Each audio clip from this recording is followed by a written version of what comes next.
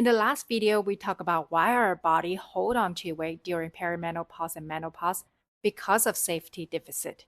In this video, we are going to explore how to signal safety to our body so the weight can finally melt away.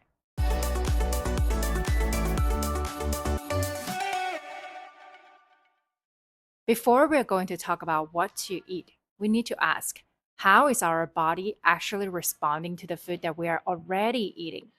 Because here is what most don't talk about.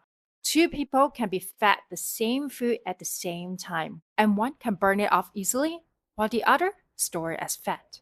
In fact, in a 2015 study published in Cell, researchers tracked over 800 individuals, measured responses for over 46,000 meals with continuous glucose monitor. And they found that individuals' glucose respond very wildly even to the same food at the same time.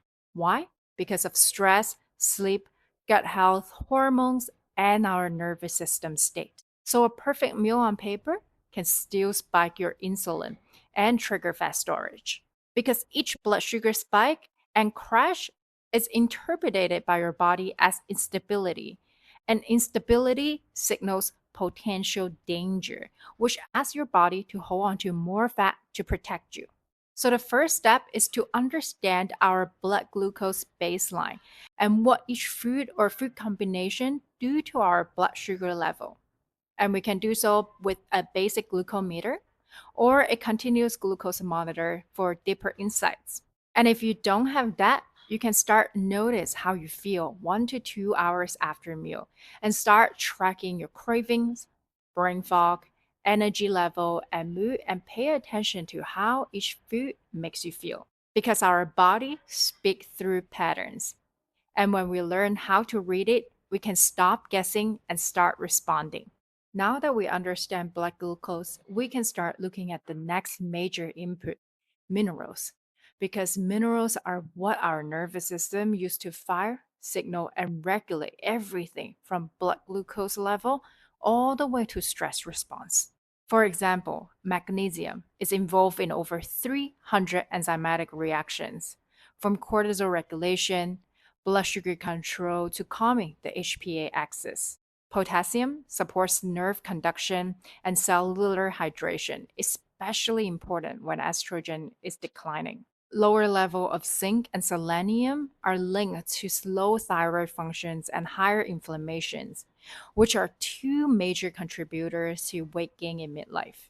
Now, adding up all the years of dieting, low calorie, cutting carbs and salt, over exercising, alcohol, caffeine, menstruation, pregnancy, heavy bleeding, and environmental toxins. No wonder our body is tired and holding on to every inch of the weight. Here is how you can replenish without overwhelming your system. Start slow. Flood your system too fast can trigger more stress. Drink 16 to 20 ounces of filtered water with a pinch of great quality salt and a squeeze of lemon for digestive support and potassium citrate. And take magnesium glycinate in the evening to support GABA, deep sleep, and cortisol down regulation. And focus on food based sources, minerals. Coconut water, avocado, cooked sweet potatoes, and leafy greens are all great sources for potassium.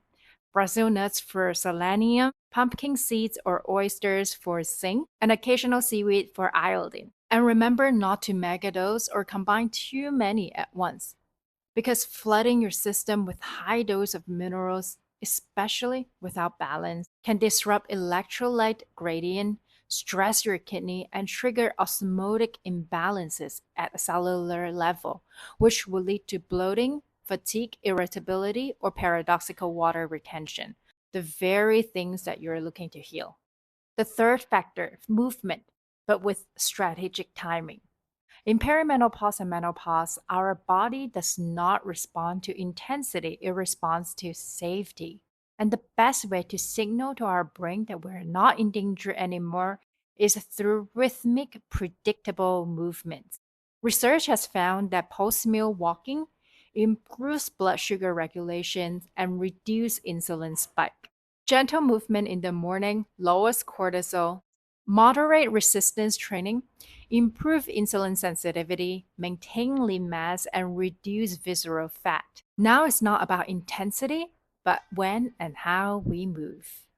A 10 to 15-minute post-meal walk, 2 to 3 times resistance training per week, and morning movements with sunlight to reorient our nervous system and help reset our circadian rhythm. We're not working out to burn calories, we're working out to build stability and safety for our body.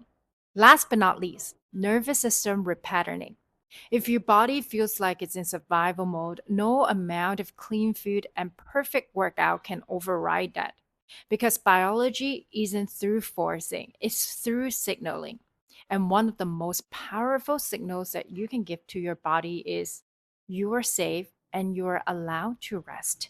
Sleep is the clearest way that our nervous system decide whether that is true. Poor sleep raises cortisol, increase hunger level, and block fat release. And during perimenopause and menopause, our deep sleep is reduced because of hormonal shifts. And high functioning women actually gets hit the hardest. So how can we start down regulate? Not melatonin, not magnesium. Start creating boundaries, both emotionally and physically. And that doesn't mean that just saying no. This is about radical honesty. Stop abandoning ourselves to maintain peace or to prove our worth. Because every time we repress truth to stay safe, we're teaching our nervous system that safe means self suppression. And our nervous system hears it loud and clear. So, no more work texts or work emails at night when you're going to bed. No more saying yes when you mean no. And no more overriding your own limit to meet other people's expectations. Then support your sleep physiology, which I have detailed in my 4-step sleep protocol for perimenopausal and menopausal insomnia, which I have linked down below. In the next video, we'll talk about metabolic buildup and how to clear that so that our body can feel much lighter.